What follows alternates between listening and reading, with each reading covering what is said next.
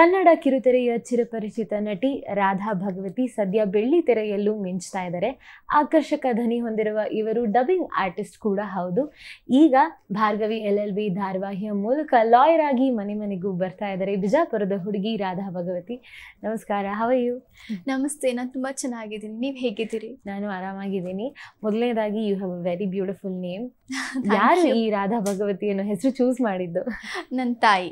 ಏನಿದ್ರ ಅರ್ಥ? Why this name? ಅಂದ್ರೆ ನನ್ನ ಆಕ್ಚುಲ್ ನೇಮ್ ಬಂದು ಚಂದ್ರಿಕಾ ಅಂತ. ಅಂಡ್ ನೇಮ್ ಚೇಂಜ್ ಮಾಡಬೇಕು ಅಂತ ಒಂದು ಬಂತು. ಆ ಟೈಮಲ್ಲಿ ಹೆಸರನ್ನ ಚೂಸ್ ಮಾಡಿದ್ದು ನನ್ನ ತಾಯಿ. ರಾಧಾ ಅಂದ್ರೆ ದ ಮೋಸ್ಟ್ ಬ್ಯೂಟಿಫುಲ್ ಅಂತ, ಭಗವತಿ ಅಂದ್ರೆ ಇಡೀ ಸೃಷ್ಟಿಯನ್ನ ಸೃಷ್ಟಿ ಮಾಡಿದಂತಹ ದೇವತೆ ಆಕೆ ಭಗವತಿ. ಸೊ ರಾಧಾ ಭಗವತಿ. ಹಾಗೆ ನಿಮಗೆ ಆ್ಯಕ್ಟಿಂಗ್ ಅನ್ನೋದು I guess it's in your blood. ನಿಮ್ಮ ತಾತ ಹಾಗೆ ನಿಮ್ಮ ತಾಯಿ ಕೂಡ ಆರ್ಟಿಸ್ಟ್ಸ್. ಅವರ ಒಂದು ಆ್ಯಕ್ಟಿಂಗ್ ಜರ್ನಿ ನೀವು ನಿಮ್ಮ ದೃಷ್ಟಿಲಿ ಹೇಳೋದಾದರೆ ಹೇಗೆ ಹೇಳ್ತೀರ? ನನ್ನ ತಾಯಿ ಆರ್ಟಿಸ್ಟ್ ಅಲ್ಲ. ಅವರು ಜಾನಪದ ಶೈಲಿಯಲ್ಲಿ ಹಾಡ್ತಾರೆ, ಹೌದು. ಬಟ್ ನಮ್ಮ ತಾತ ಬಂದು ಅವರು ರಂಗಭೂಮಿ ಕಲಾವಿದರು. ಅವರು ನಾಟಕಗಳನ್ನು ಮಾಡಿದ್ದಾರೆ. ಆ್ಯಂಡ್ ಹರಿಕತೆ ದಾಸರು ಕೂಡ ಆಗಿದ್ರು ಅವರು. ಆ್ಯಂಡ್ ಈಗ ಅವರು ಮಾಡ್ತಾ ಇಲ್ಲ. ಸೊ ಅವರಿಂದ ಬಂದಿರೋದು ಹೌದು ನನಗೆ ನಟನೆ ಅನ್ನೋದು. ನಾನು ಬೇರೆ ಎಲ್ಲೂ ಕೂಡ ಆ್ಯಕ್ಟಿಂಗ್ ಸ್ಕೂಲ್ಸ್ಗಾಗಲಿ ಮತ್ತೊಂದಕ್ಕಾಗಲಿ ಏನೂ ಹೋಗಿಲ್ಲ. ಜಸ್ಟ್ ಅಲ್ಲಿ ಇಲ್ಲಿ ನೋಡಿಕೊಂಡು like YouTube, TV, serial, cinemas ಇಲ್ಲಿ ನೋಡಿಕೊಂಡು ನಾನು ಆ್ಯಕ್ಟಿಂಗ್ ಅನ್ನೋವಂಥದ್ದನ್ನು ಕಲ್ತ್ಕೊಂಡಿದ್ದು. ಈಗ ರಾಧಾ ಭಗವತಿ ಭಾರ್ಗವಿ ಆಗಿದ್ದಾರೆ. ನೆನಪಿದೆಯಾ ಮೊದಲು ಕಾಲ್ ಬಂದಾಗ ನೀವು ಈ ಪಾತ್ರ ಮಾಡ್ತಾ ಇದ್ದೀರಾ, ಅಥವಾ ಆಡಿಷನ್ ದಿನ ಇರಬಹುದು, ಹಾಗೆ ಓಕೆ ಆಗಿ ನೀವು ಈ ಸೀರಿಯಲ್ ಲೀಡ್ ಅಂತ ಆಗಿದ್ದಿನ? ಎಸ್, ನೆನಪಿದೆ. ನಾನು ಅವತ್ತು ಶೂಟ್ಸಲ್ಲಿದ್ದೆ. ನಾನು ಫೈನಲ್ ಕಾಲ್ ನನಗೆ ಬರೋಕ್ಕೂ ಮುಂಚೆ ಒಂದು 6 days ಮುಂಚೆ ನಾನು ಆಡಿಷನ್ಸನ್ನು ಕೊಟ್ಟಿದ್ದೆ. ಆ್ಯಂಡ್ ಅದಾದ ನಂತರ ನನಗೆ ಜಾನ್ವರಿ 2ನೇ ತಾರೀಕು ಮಾರ್ನಿಂಗ್ 10 ಗಂಟೆ ಹಾಗೆ ಕಾಲ್ ಬರುತ್ತೆ. ಸೊ ಸೆಲೆಕ್ಟ್ ಆಗಿದ್ದೀರಿ ಅಂತ ಹೇಳ್ತಾರೆ. So I felt really very happy. ನನಗೆ ನಂಬೋಕೆ ಆಗಲಿಲ್ಲ. ಓಕೆ, ನಾನು ಸೆಲೆಕ್ಟ್ ಆದ್ನಾ ಅಂತ ಹೇಳಿ. ಅದು ಭಾರ್ಗವಿ LLB ಅಂತ ಹೇಳಿ ನನಗೆ ಇನ್ನೂ ಟೈಟಲ್ ಕೂಡ ಗೊತ್ತಿರಲಿಲ್ಲ ಆವಾಗ. ಕ್ಯಾರೆಕ್ಟರ್ ಹೇಗಿರುತ್ತೆ ಅನ್ನೋದೊಂದು ಹೇಳಿದ್ರು ಅಷ್ಟೇ, ಬಟ್ ಕತೆ ಎಲ್ಲ ಇನ್ನೂ ಏನು ಬ್ರೀಫ್ ಮಾಡಿರಲಿಲ್ಲ. ಅದಾದ ನಂತರ ನಾನು ಆಫೀಸ್ಗೆ ಹೋಗಿ ಈ ಕತೆಯ ಅಂದರೆ ಬ್ರೀಫಿಂಗ್ ತಗೊಂಡು ನಂತರ ಈ ಕ್ಯಾರೆಕ್ಟರ್ದು ಇನ್ನೂ ಒಂದಷ್ಟು ಏನಿದೆ, ಏನೇನು ರಿಕ್ವೈರ್ಮೆಂಟ್ಸ್ ಇದೆ ಈ ಕ್ಯಾರೆಕ್ಟರ್ಗೆ, ಹೇಗಿರುತ್ತೆ ಕ್ಯಾರೆಕ್ಟರ್, ಮುಂದೆ ಏನಾಗುತ್ತೆ ಅಂತ ಎಲ್ಲ ತಿಳಿಸಿದ್ರು. ಸೊ ತುಂಬ ಖುಷಿ ಆಯಿತು ಅವತ್ತಿನ ದಿನ. ಆ್ಯಂಡ್ ಲಾಯರ್ ಅನ್ನೋ ಒಂದು ಪಾತ್ರ, ಐ ಗೆಸ್ ನಾವು ಯಾವುದೋ ಒಂದು ಕ್ಯಾರೆಕ್ಟರ್ ಮಾಡಬೇಕಾದ್ರೆ ಸ್ವಲ್ಪನಾದರೂ ಸಹ ಆ ಕ್ಯಾರೆಕ್ಟರ್, ಈಗ ಅಕಸ್ಮಾತ್ ಡಾಕ್ಟರ್ ಅಂತ ಇರ್ಬೋದು, ಲಾಯರ್ ಅಂತ ಇರ್ಬೋದು, ಟೀಚರ್ ಅಂತ ಇರ್ಬೋದು, ಅದರದ್ದೊಂದು ಎಸೆನ್ಸ್ನ ತೊಗೊಂಡು ಬರಬೇಕಾಗುತ್ತೆ ಪಾತ್ರಕ್ಕೆ. ನೀವು ಲಾಯರ್ ಆಗಿ ಏನೇನು ಇವಾಗ ಹೊಸದಾಗಿ ಕಲಿಬೇಕಾಗಿ ಬಂತು, or how was it fun challenge ಅನ್ನೋ ಥರ? ಆಬ್ವಿಯಸ್ಲಿ ಇದು ಚಾಲೆಂಜಿಂಗ್ ಅಂತಾನೆ ಆಗುತ್ತೆ. ಏಕೆಂದ್ರೆ ಈ ಒಂದು ಪಾತ್ರ ಏನಿದೆ, ಭಾರ್ಗವಿ ಅನ್ನೋ ಒಂದು ಪಾತ್ರ ಏನಿದೆ, this is a very strong character. Like ಒಂದೇ ಮಾತಲ್ಲಿ ಹೇಳಬೇಕು ಅಂದರೆ ಸಕಲ ಕಲಾ ವಲ್ಲಭೆ ಅಂತ ಹೇಳ್ಬೋದು ಈ ಒಂದು ಪಾತ್ರ. ಈ ಕ್ಯಾರೆಕ್ಟರ್ ಸಾಂಗ್ ಹಾಡುತ್ತೆ, ಡ್ಯಾನ್ಸ್ ಮಾಡುತ್ತೆ, ಫೈಟ್ ಮಾಡುತ್ತೆ, ಎಲ್ಲರ ಜೊತೆ ಪ್ರೀತಿಯಿಂದ ಇರುತ್ತೆ, ಆ್ಯಂಡ್ ಹೊರಗಿನ ಜಗತ್ತನ್ನು ಎದುರಿಸುತ್ತೆ. Intellectually she is good and everything. ಅಂದರೆ ಎಲ್ಲವನ್ನೂ ಹೊಂದಿರುವಂತಹ ಪಾತ್ರ ಇದು. ಸೊ ಈ ಥರದೊಂದು ಪಾತ್ರನ ಮಾಡಬೇಕಾಗಿ ಬಂದಾಗ ತುಂಬಾ ಖುಷಿ ಆಯಿತು ಮೇಜರಾಗಿ. ಆ್ಯಂಡ್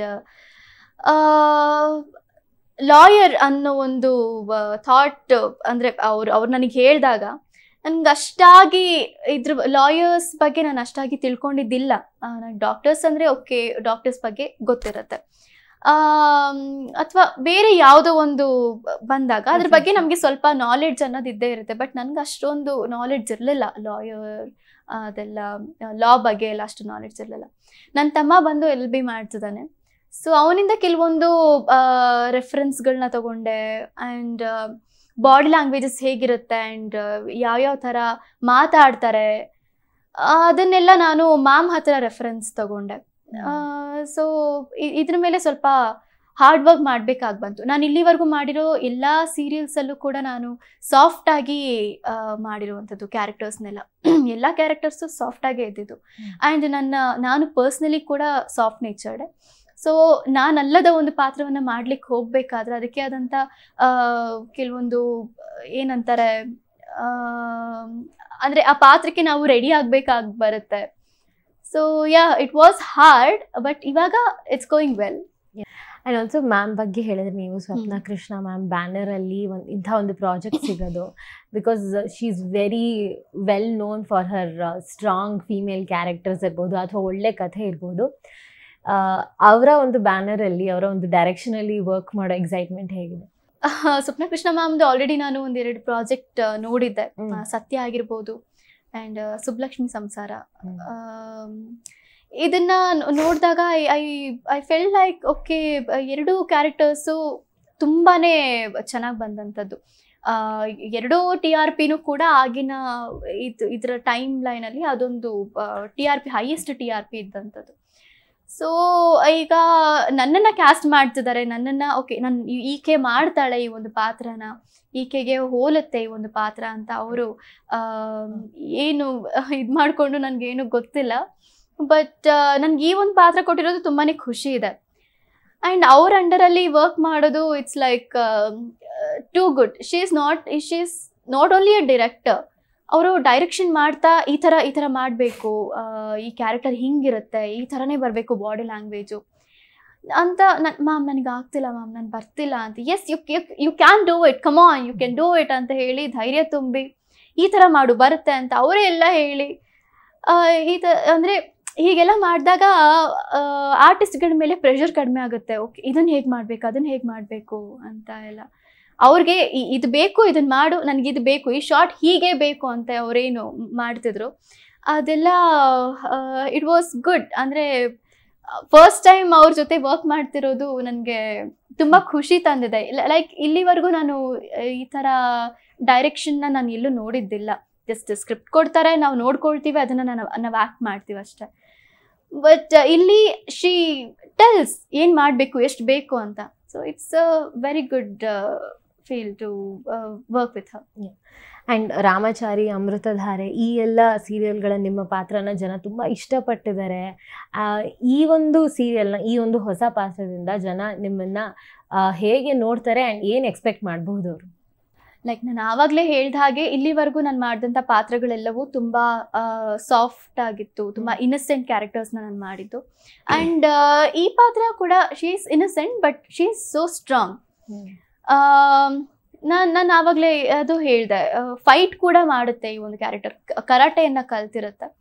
ಸೊ ಈ ಥರ ಇದ್ದಾಗ ಅಂದರೆ ಈ ಒಂದು ಕ್ಯಾರೆಕ್ಟರ್ ಮೇಜರ್ ಆಗಿ ಏನಂದರೆ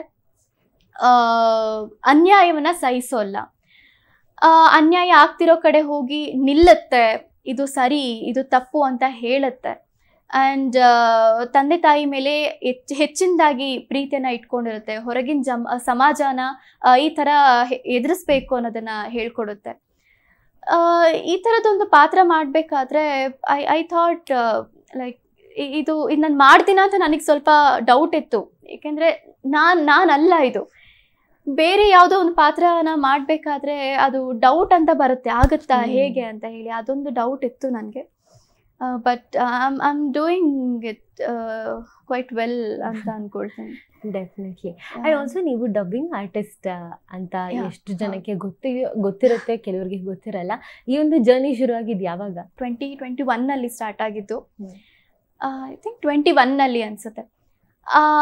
ಮದುಮಗಳು ಅಂತ ಹೇಳಿ ಒಂದು ಸೀರಿಯಲ್ ಬರ್ತಾ ಇತ್ತು ಉದಯ ಟಿವಿನಲ್ಲಿ. ಆ ಒಂದು ಸೀರಿಯಲ್ ಹೀರೋಯಿನ್ಗೆ ನಾನು ವಾಯ್ಸ್ ಕೊಡ್ತಾ ಇದ್ದೆ. ಅಲ್ಲಿಂದ ಸ್ಟಾರ್ಟ್ ಆಗಿದ್ದು. ಆ್ಯಂಡ್ ಅದಕ್ಕಿಂತ ಹಿಂದೆ ನಾನು ಚಂದನ ಟಿವಿಯಲ್ಲಿ ನ್ಯೂಸ್ ರೀಡರ್ ಆಗಿ ಕೂಡ ವರ್ಕ್ ಮಾಡಿದ್ದೆ. ಆ್ಯಂಡ್ ಒಂದು ಸಿನಿಮಾಗೆ ಹಾಡಿದ್ದೀನಿ ಕೂಡ, 2 ಸಿನಿಮಾಗೆ ಹಾಡಿದ್ದೆ. ಅದರಲ್ಲಿ ಒಂದು ಸಿನಿಮಾ ಅದು ರಿಲೀಸ್ ಆಗಲಿಲ್ಲ, ಇನ್ನೊಂದು ಸಿನಿಮಾ ಪ್ರೇಮಂ 2 ಅಂತ, ಅದರದ್ದು ಲಾಸ್ಟ್ ಅಂದರೆ 2 years ಬ್ಯಾಕ್ ಅದು ರಿಲೀಸ್ ಆಯಿತು. ಸೊ ಹೀಗೆ ಈಗ ಅಪಾಯವಿದೆ ಎಚ್ಚರಿಕೆ ಸಿನಿಮಾ ಇದೆ, ಆ್ಯಂಡ್ ನಿಮ್ಮ ವಸಂತ ಕಾಲದ ಹೂಗಳು ಚಿತ್ರ ಕೂಡ ಇದೆ. ಒಂದು ಕಡೆ ಸೀರಿಯಲಲ್ಲಿ ವರ್ಕ್ ಮಾಡೋದಾದರೆ cinema another kind of working nature ಇರುತ್ತೆ. ಈ ಒಂದು 2 ಆ್ಯಕ್ಟಿಂಗ್ ಇದ್ದರೂ ಸಹ how do U C it and cinema ಅಲ್ಲಿ ವರ್ಕ್ ಮಾಡಿದ ಎಕ್ಸ್ಪೀರಿಯನ್ಸ್ ಹೇಗಿತ್ತು? ಸಿನಿಮಾ ಅಂತ ಬಂದಾಗ ಅಂದರೆ ಎರಡೂ ಕೂಡ ಒಂದು ಕಥೆನ ಹೊಂದಿರುತ್ತೆ, ಅದ್ರ ಮೇಲೆ ವರ್ಕ್ ಆಗ್ತಾ ಹೋಗುತ್ತೆ. ಬಟ್ ಒಂದು ಡಿಫ್ರೆನ್ಸ್ ಏನು ಅಂದರೆ, ಕೆಲವೊಂದು ಡಿಫ್ರೆನ್ಸ್ಗಳನ್ನ ಹೇಳಬೇಕು ಅಂದರೆ, ಅದು ದೊಡ್ಡ ಸ್ಕ್ರೀನ್, ಇದು ಚಿಕ್ಕ ಸ್ಕ್ರೀನ್. ಆ್ಯಂಡ್ ಚಿಕ್ಕ ಸ್ಕ್ರೀನಲ್ಲಿ ಎಕ್ಸ್ಪ್ರೆಷನ್ಸ್ ಜಾಸ್ತಿ ಬೇಕಾಗುತ್ತೆ, ದೊಡ್ಡ ಸ್ಕ್ರೀನಲ್ಲಿ ತುಂಬ ಮೈಲ್ಡ್ ಆ್ಯಕ್ಟಿಂಗ್ ಬೇಕಾಗುತ್ತೆ. ಸೊ ಅದನ್ನು ತಿಳ್ಕೊಂಡು ಅದ್ರ ಮೇಲೆ ವರ್ಕ್ ಮಾಡಿದ್ರೆ ಅದು ಚೆನ್ನಾಗಿ ವರ್ಕ್ ಆಗುತ್ತೆ ಅನ್ನೋದು ನನ್ನ ಭಾವನೆ. ನನಗೆ ಇಲ್ಲಿವರೆಗೂ ನಾನು ಸೀರಿಯಲ್ಸ್ ಮಾಡಿದ್ದೀನಿ, ಸೊ ನನಗೆ ಸೀರಿಯಲ್ಸ್ ಹೊಸದಲ್ಲ. ಅದೇ ಒಂದು ಬೇಸ್ ಮೇಲೇ ನಾನು ಭಾರ್ಗವಿ ಸೀರಿಯಲ್ನ ಒಪ್ಕೊಳ್ಳಿಕ್ಕೆ ಈಸಿ ಆಗಿದ್ದು. ಯಾಕೆಂದರೆ ಇವಾಗ ಕ್ಯಾಮ್ರಾ ಮುಂದೆ ವರ್ಕ್ ಅಂದರೆ ಕ್ಯಾಮ್ರಾನ ಫೇಸ್ ಮಾಡೋ ಒಂದು ಧೈರ್ಯ ಇದ್ದರೆ ಯಾವ ಪಾತ್ರವನ್ನು ಬೇಕಾದರೂ ಮಾಡಬಹುದು ಅನ್ನೋದು ನನ್ನ ಭಾವನೆ. ಸಿನಿಮಾಸ್ ಅಂತ ಬಂದಾಗ, ಸಿನಿಮಾಸ್ ಏನಂದರೆ ಇಲ್ಲಿ ಸೀರಿಯಲ್ಸಲ್ಲಿ ಜಾಸ್ತಿ ಸೀನ್ ಹಾಕೊಳ್ತಾರೆ, ಬಟ್ ಸಿನಿಮಾದಲ್ಲಿ 2 ಅಥವಾ 3 ಸೀನ್ಸ್ ಇರುತ್ತೆ ದಿನಕ್ಕೆ. ಸೊ ಅದು ಸ್ವಲ್ಪ ಸ್ಟ್ರೆಸ್ ಕಡಿಮೆ ಇರುತ್ತೆ, ಇದು ಸೀರಿಯಲಲ್ಲಿ ಸ್ವಲ್ಪ ಸ್ಟ್ರೆಸ್ ಜಾಸ್ತಿ ಇರುತ್ತೆ. So these are the difference, major difference. And ನಮಗೆ ಗೊತ್ತು ನೀವು ಒಬ್ಬ ಒಳ್ಳೆ ಸಿಂಗರ್ ಅಂತ ಕೂಡ. To end this, can you just sing 2 lines for us? ನಿಮ್ಮ ಯಾವ್ದಾದ್ರು ಫೇವ್ರೆಟ್ ಸಾಂಗ್ ಇರಬಹುದು, ಜಾಸ್ತಿನೂ ಬೇಡ, 2 ಸಾರಿ.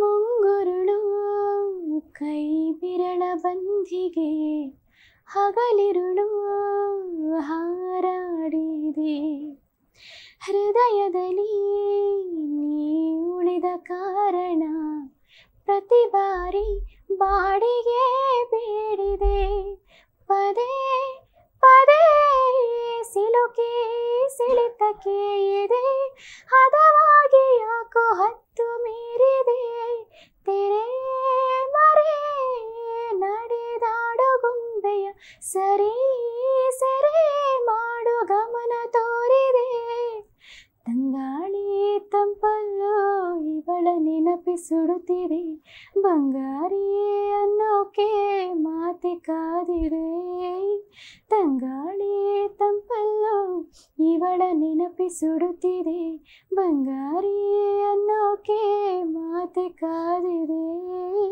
ಚುರುಕು ನೋಟವೇ ಸುಳಿವು ನೀಡಿದೆ, ಸಹಜವಾಗಿ ಸಲುಗೆ ಮೂಡಿದೆ.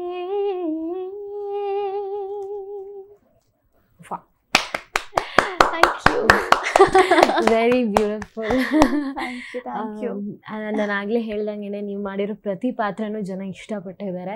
And we all are waiting for Bhargavi. ಇನ್ನೇನೆಲ್ಲ ಮ್ಯಾಜಿಕ್ ಶಿಲ್ ಕ್ರಿಯೇಟ್ ಅಂತ. All the very best for the project. ಇದ್ರ ಜೊತೆಗೆ ನೀವು ಮುಂದೆ ಮಾಡೋ ಪ್ರತಿಯೊಂದು ಪ್ರಾಜೆಕ್ಟ್ಗೂ ನಮ್ಮ ತಂಡದ ಪರವಾಗಿ all the very best. Thank you. Thanks a lot. And ನನ್ನ ವೀಕ್ಷಕರಿಗೆ ಹೇಳೋದಿಷ್ಟೇ, ಭಾರ್ಗವಿ ಅನ್ನೋ ಒಂದು ಪಾತ್ರ ನಾನು ಆಗಲೇ ಹೇಳ್ದಂತೆ ತುಂಬ ಸ್ಟ್ರಾಂಗ್ ಆದಂಥ ಪಾತ್ರ, ಎಲ್ಲರ ಡ್ರೀಮ್ ಪಾತ್ರ ಅಂತ ಹೇಳ್ಬೋದು, ಡ್ರೀಮ್ ಕ್ಯಾರೆಕ್ಟರ್ ಅಂತ ಹೇಳ್ಬೋದು. ಸೊ ವುಮೆನ್ ಎಂಪವರ್ಮೆಂಟ್ ಅಂತ ಏನು ಈ ಒಂದು ಪ್ರಾಜೆಕ್ಟ್ನ ಸ್ಟಾರ್ಟ್ ಮಾಡಿದ್ದಾರೆ, ಅದು ತನ್ನ ಕೆಲಸವನ್ನು ತುಂಬ ಚೆನ್ನಾಗಿ ಮಾಡುತ್ತೆ ಅಂತ ನಾನು ಭಾವಿಸ್ತೀನಿ. ಆ್ಯಂಡ್ ಈ ಒಂದು ಪ್ರಾಜೆಕ್ಟಲ್ಲಿ ನಿಮಗೆ ಯಾವುದೇ ಕಾರಣಕ್ಕೂ ಎಂಟರ್ಟೈನ್ಮೆಂಟ್ಗೆ ಕೊರತೆ ಇರಲ್ಲ. ಸೊ ದಯವಿಟ್ಟು ಎಲ್ಲರೂ ಕೂಡ ಸೋಮವಾರದಿಂದ ಶುಕ್ರವಾರದವರೆಗೂ ರಾತ್ರಿ 8 ಈ ಒಂದು ಪ್ರಾಜೆಕ್ಟ್ ಭಾರ್ಗವಿ LLB ಬರ್ತಾ ಇದೆ. ನಾನು ನಿಮ್ಮ ಮನೆಗೆ ಭಾರ್ಗವಿ ಆಗಿ ಬರ್ತಾ ಇದ್ದೀನಿ. ಸೊ ದಯವಿಟ್ಟು ಇಲ್ಲಿವರೆಗೂ ನನಗೆ ಯಾವ ಥರ ನೀವು ಸಪೋರ್ಟನ್ನು ಕೊಟ್ಟರು ಅದೇ ಸಪೋರ್ಟನ್ನು ಈ ಪ್ರಾಜೆಕ್ಟ್ಗೂ ಕೂಡ ಕೊಡಿ ಅಂತ ನಾನು ಕೇಳ್ಕೊಳ್ತೀನಿ. ಧನ್ಯವಾದಗಳು.